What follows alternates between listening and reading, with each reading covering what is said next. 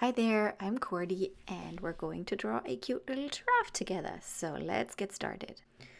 We're going to start with a simple triangle in the middle of the page. All sides sort of equally long, and then we'll add the legs, or at least the lines where the legs are going to be on each side. And then find the halfway point, coming down, and look at this, the one line is a little bit longer, and for the fourth leg we're going to use it as a guide, and you'll see in a moment why, because now it looks like the giraffe is standing.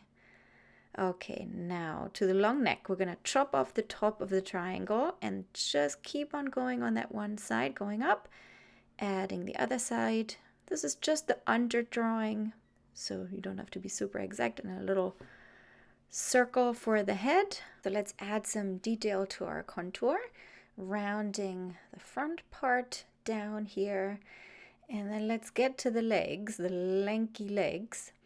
They're quite interesting to draw because giraffes have really knobbly knees. So at the halfway point we're making a really knobbly knee, and where the hooves go it also turns outward, and the knobbly bit on the other side, and a half moon shape or a round shape up on the thigh. And we're going to do the same thing on the other side, but since the perspective is different on the second leg, we're moving it down a little bit. So you can use a ruler or adjust your eye. It's just a little bit further down. Half moon shape, knobbly bit on the knee, and then down to the foot where the hoof is attached, and back up.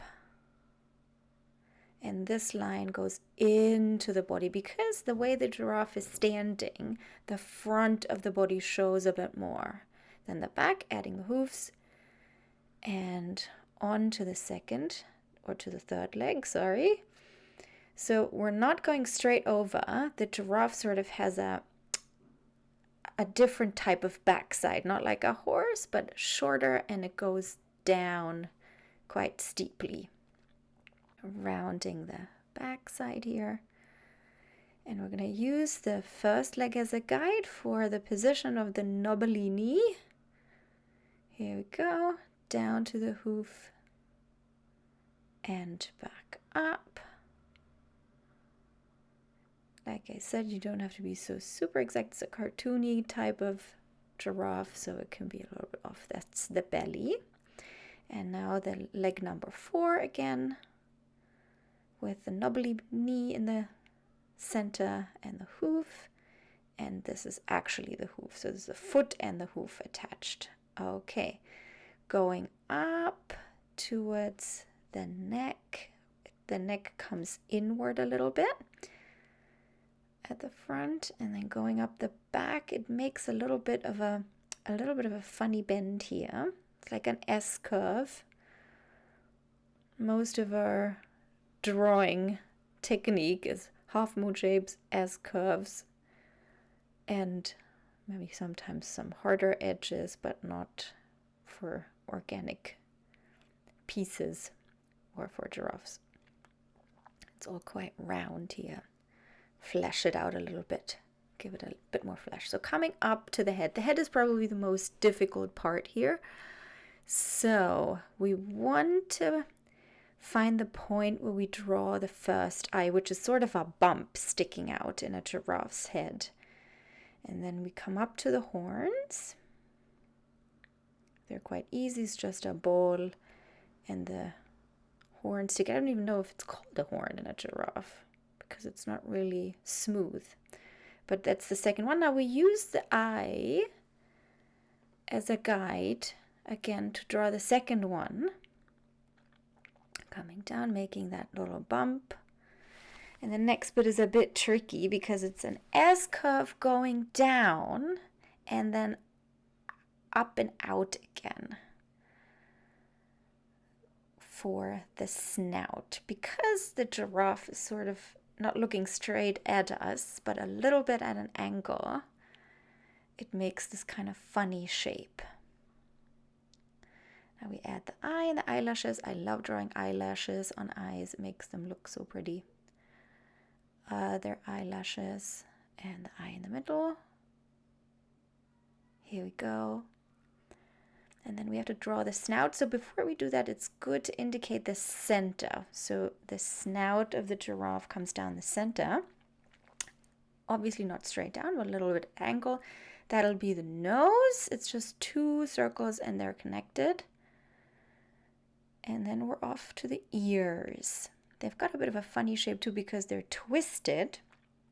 So the end there's like a triangle, and then you make a nut. It's 2 times the same shape really, just one bigger than one smaller. And the other ear has a little bit of a fold in it.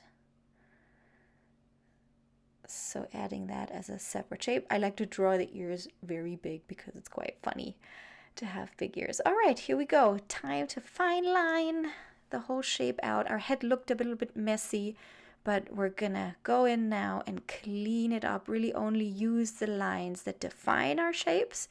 That's the good thing about going with the pencil first. You can kind of figure out what works for you when you become serious with your fine liner. Here we go, little folds in the snout. And yep, totally looks like a giraffe. What do you think? Ears. Here we go. So the next step, after getting rid of all our lines, is adding some more detail, a little hair on the back there, all the way down the neck, right where the neck bends, and a little bit of detail then for the horns or the protrusions. Now adding the spots, there is just a couple of interesting parts to remember. The biggest spots are on the abdomen. They're the biggest. The next size up goes up the neck, and then the spots become gradually smaller as they come down the legs. So you'll see when I show you my colored version, I got a little bit bored with doing the realistic spots. I used a different shape, but it's all up to you. Be creative, and here it is. You can download the line drawing in the description below just for you to color in or maybe to trace it. Please do share it with me on Instagram at Cordy Creativity. I would love to see what it is that you created.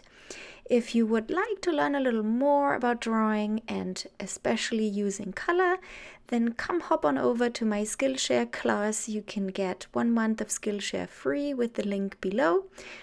And I really hope you had fun drawing along with me, so please do like and subscribe, and I see you soon for some more drawing adventures. Have a great day. Bye!